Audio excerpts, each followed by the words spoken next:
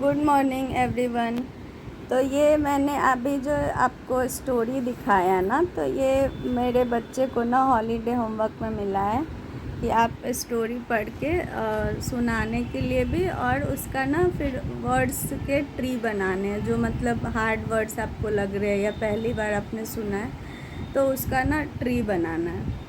तो जब मैं ये स्टोरी पढ़ा रही थी ना अपने बेटे को, तो फिर उसने मुझसे पूछा था कि मतलब फिशरमैन के साथ वर क्यों लगा है, वॉज क्यों नहीं लगा है।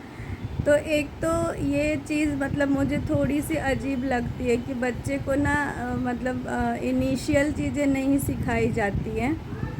जैसे पहले हेल्पिंग वर्ब सिखाना चाहिए, पहले टेंस की मतलब नॉलेज होनी चाहिए, तो फिर सेंटेंस। तो इंग्लिश मीडियम में ये चीज़ शुरू से ही हर चीज़, तो शुरू से ही ना मतलब सारी चीज़ें तो इंग्लिश में रहती है। बट ये जो छोटे छोटे टर्म्स होते हैं ना, जो singular, plural, helping verb, noun, ये वो सब, तो ये चीज़ें ना उनको क्लियर नहीं रहती है।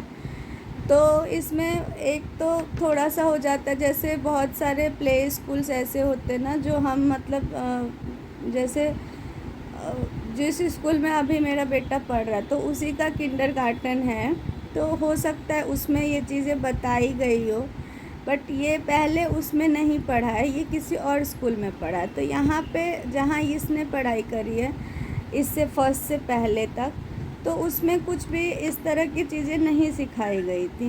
अब बच्चा जब फर्स्ट में जाता है तब तो सारी चीज़ें इंग्लिश में हो जाती है, तो उसको समझ में नहीं आता है कि कहाँ पे वॉज। और अगर चीज़ें समझ ही नहीं आ रही है तो फिर वो स्टोरी कैसे मतलब लर्न करेगा, कैसे सुनाएगा, या तो फिर वो रट्टा मारेगा। तो स्टोरी तो रट्टा नहीं मार सकते हम लोग। तो इसीलिए मैंने उसको फिर बिठाया, पहले मैंने कहा आप स्टोरी बाद में याद करना और पहले आप ये चीज़ समझो।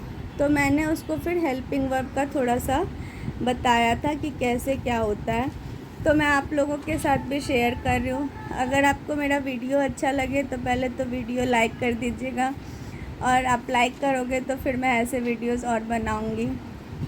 और अगर कुछ हेल्प मिले उससे तो ये बहुत अच्छा होगा मेरे लिए। तो चलिए मैं दिखाती हूँ अभी।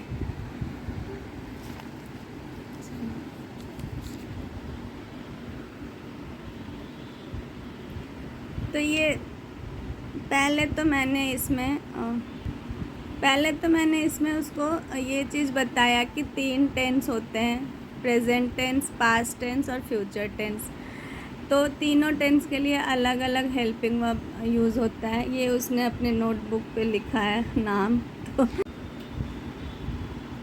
ये फिर मैंने हेल्पिंग वर्ब का उसको बताया था कि ये इज़, एम और आर, ये तीनों प्रेजेंट टेंस के हेल्पिंग वर्ब होते हैं और वो कहाँ कहाँ लगते हैं, तो वो चीज़ पहले उसको समझाया ऐसे लिख के।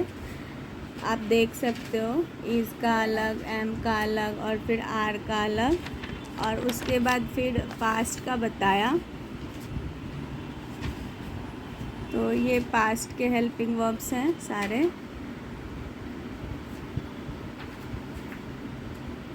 तो और फिर फ्यूचर का बताया था। तो फ्यूचर में तो पहले शैल यूज़ होता था, बट अब शैल इतना यूज़ नहीं होता, तो इसलिए विल बस सिखा दिया उसको कि विल में ऐसे ऐसे होता है। और वही एक ही हेल्पिंग वर्ब अब ज़्यादा जगह तो वही हम देखते हैं।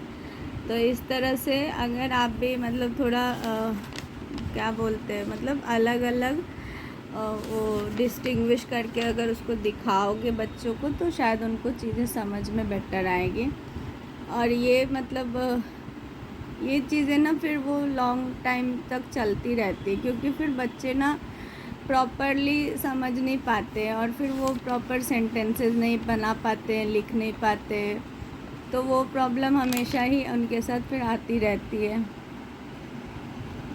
तो यही था मेरा वीडियो, और अगर अच्छा लगे तो लाइक कर दीजिएगा, चैनल को सब्सक्राइब करना प्लीज़ ना भूलें, और थैंक यू फॉर वॉचिंग।